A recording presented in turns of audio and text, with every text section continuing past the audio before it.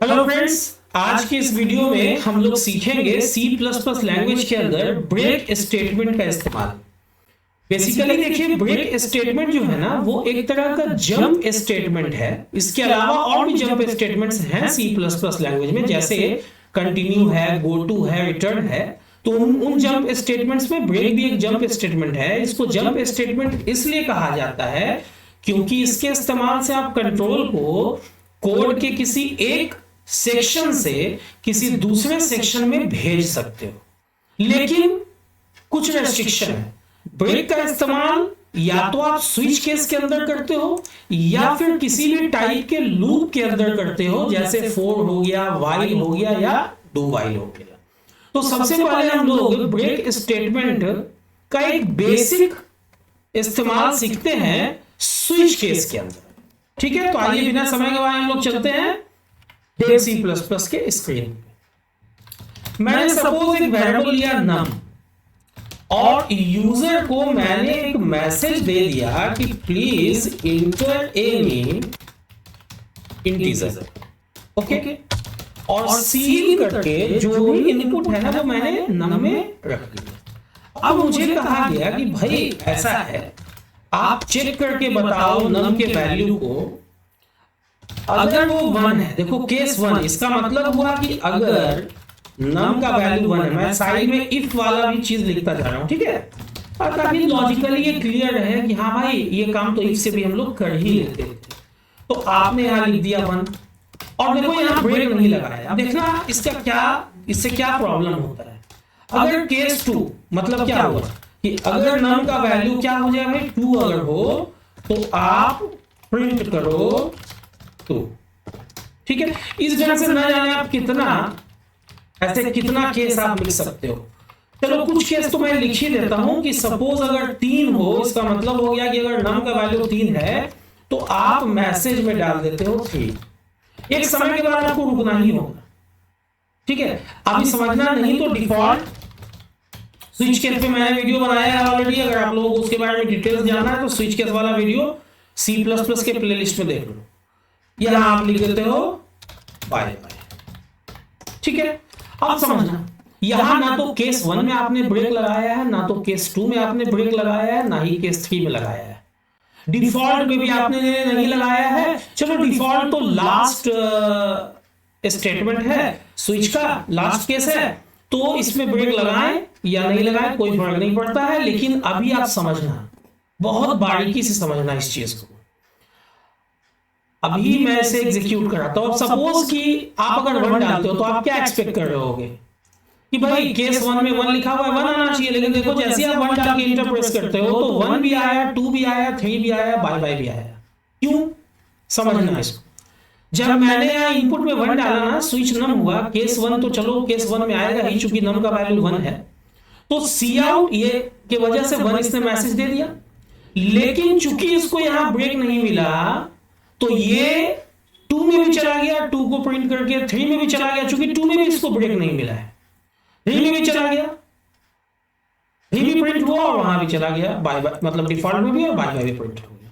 लेकिन अगर आप यहां ब्रेक लगा देते हो, देखो बहुत सिंपल सा चीज है, आप ब्रेक लगा देते हो। 1 में मैंने सिर्फ ब्रेक लगाया है, अब आप इसको रन करवाओ तो 1 के केस में ये प्रिंट तो करेगा सी आउट 1 की वजह से 1, लेकिन चूंकि उसके बाद इसको 1 मिल जाएगा ना, इसीलिए ये आगे जाएगा ही नहीं, चूंकि ब्रेक इसको स्विच से बाहर भेज देगा। ठीक है, लेकिन अभी भी प्रॉब्लम एग्जिस्ट कर रहा है। कहां कर रहा है भाई, अगर अभी आप 2 डालते हो, चलो 1 वाला तो प्रॉब्लम सॉल्व हो गया। अगर आप 2 डालते हो, ध्यान देना, अभी 2 डाल के आप इंटर जैसी प्रेस करते हो तो देखो 2 तो प्रिंट हुआ ही, लेकिन चूंकि इस केस में भी आपने ब्रेक नहीं लगाया है तो 3 में भी चला गया, 3 प्रिंट कर दिया, और डिफॉल्ट में भी चला गया, बाय बाय प्रिंट कर दिया।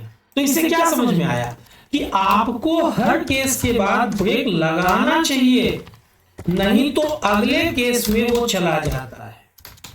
और जहां तक बात डिफॉल्ट की है, तो अगर आप डिफॉल्ट में ब्रेक नहीं लगाते हो तो उसके बाद तो कोई केस है ही नहीं ना। देखो मैंने नहीं लगाया, तो अगर अब देखो 1 के केस में 1 प्रिंट करके निकल गया, बहुत अच्छी बात है।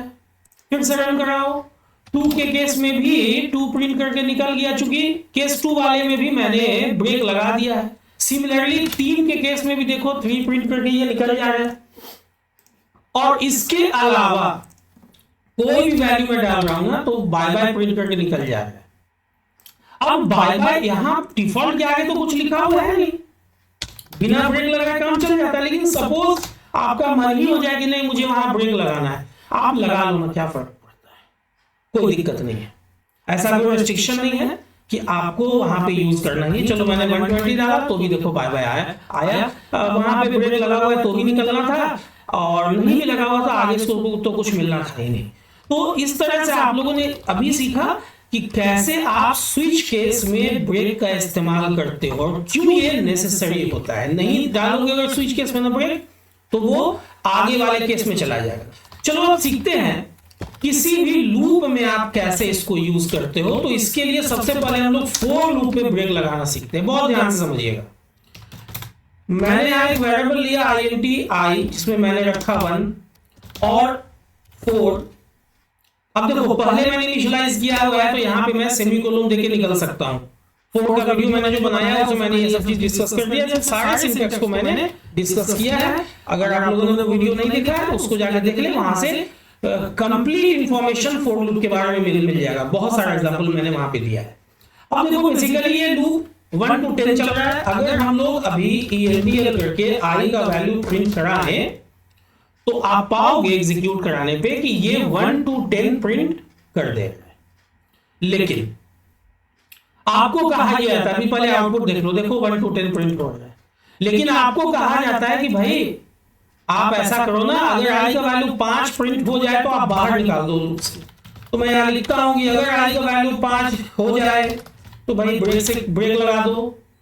तो ब्रेक कब एग्जीक्यूट हो रहा है? जब I का वैल्यू 5 हो रहा है। तो यहां देखने से भले लग रहा है कि ये लूप 10 टाइम्स चल रहा है 1 to 10, लेकिन जब आप एग्जीक्यूट कराओगे ना तो ब्रेक की वजह से 5 प्रिंट करने के बाद ये बाहर आ जाएगा लूप से। अभी देखो 5 के बाद बाहर आ गया। सिंपल है ना? इसी ढंग से अब हम लोग जानते हैं कैसे हम लोग इसको while लूप में यूज करेंगे। बात समझना, कैसे हम लोग इसको while लूप में यूज करेंगे। अब देखो I में मैंने 1 डाल दिया है। अब मैं यहां लिखता हूं कि while I is less than equal to 10। अब बहुत ध्यान समझेंगे क्योंकि थोड़ा सा दिक्कत है कहीं कहीं पे, जो कॉन्सेप्ट पता होना चाहिए। बहुत ध्यान समझिएगा, उस कॉन्सेप्ट को भी मैं एक ही वीडियो में कंप्लीट करूंगा। मैं जो भी वीडियो बना रहा हूं जिस भी टॉपिक पे, एक ही वीडियो काफी होगा सारा चीज समझने के लिए। I को यहां पे मैंने कर दिया प्लस। अभी देखो इसको देखने से क्या लग रहा है, I 1 से शुरू हुआ 10 तक चला, एक बढ़ते जा रहा है। इसका मतलब है कि ये 1 to 10 प्रिंट करेगा एक के गैप से, मतलब कि 1 2 3 4 5 6 7 8 9 एंड 10। देख लो यही आपका आउटपुट है। लेकिन आपको फिर यहां कहा जाता है कि 5 तक प्रिंट हो तो बाहर हो जाओ। तो अब आपके पास देखो 2 ऑप्शन है, या तो आपको यहां ब्रेक लगाना है I प्लस से पहले, या आपको यहां ब्रेक लगाना है। अब दोनों जगह में अंतर हो जाएगा, बहुत ध्यान से समझेंगे। अगर मैं यहां लगाता हूं तो देखो I का वैल्यू जैसे ही 5 प्रिंट हुआ तो अभी नीचे आया, अभी अपडेट वाले स्टेटमेंट नहीं पहुंचा, यहीं पे है। तो यहां पे मैं लिख देता हूं कि अगर I का वैल्यू 5 है ना तो ब्रेक कर जाओ। बात समझना, यहां मैंने लगाया ही नहीं। तो देख लो कंपाइल एंड रन करके, यहां पे आपको 5 लिखना होगा, लेकिन देखो अपडेट के बाद क्या करना होगा। देखो 5 तक प्रिंट हो गया, 1 2 3 4 5, और उसके बाद बाहर आ गया।